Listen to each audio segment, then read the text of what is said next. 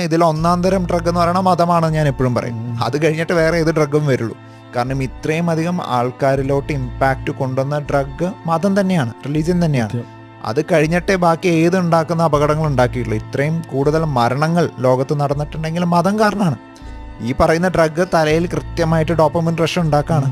മനസ്സിലായില്ലേ? ഇപ്പം നമ്മൾ ഈ യുദ്ധത്തിലോട്ട് പോകുമ്പോൾ തന്നെ നമ്മൾ പാകിസ്ഥാൻ എന്ന് പറയുമ്പോൾ അവിടെ മതമാണ് നമ്മുടെ മനസ്സിൽ ആദ്യം വരുന്നത്. മനസ്സിലാവുന്നുണ്ട്? അപ്പോൾ ഇതാണ് നമ്മുടെ പ്രശ്നം. ഈ ഡോപ്പമിൻ റഷ് നമുക്ക് ഇമ്മീഡിയറ്റ്ലി ജനറേറ്റ് ചെയ്യാണ്. അവനെ തട്ടണം എന്നുള്ള ഒറ്റ ചിന്തയാണ് ആദ്യം വരുന്നത് എന്നുള്ളതാണ്. അതെങ്ങനെയാണ് വരുന്നത്? ഡോപ്പമിൻ റഷിൽ കൂടെയാണ് വരുന്നത്.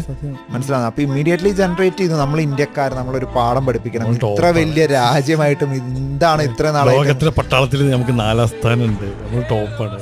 ഞാൻ പോലും ഈ പറയുന്ന പെഹൽഗാം അറ്റാക്കിന് ശേഷം യൂട്യൂബിൽ വീഡിയോസ് നോക്കുമ്പോൾ ഇന്ത്യയുടെ പൊസിഷൻ, ഇന്ത്യയുടെ ആർമി പവർ, കമ്പാരിസൺ, ഇതൊക്കെയാണ് വീഡിയോസ് വരുന്നത്.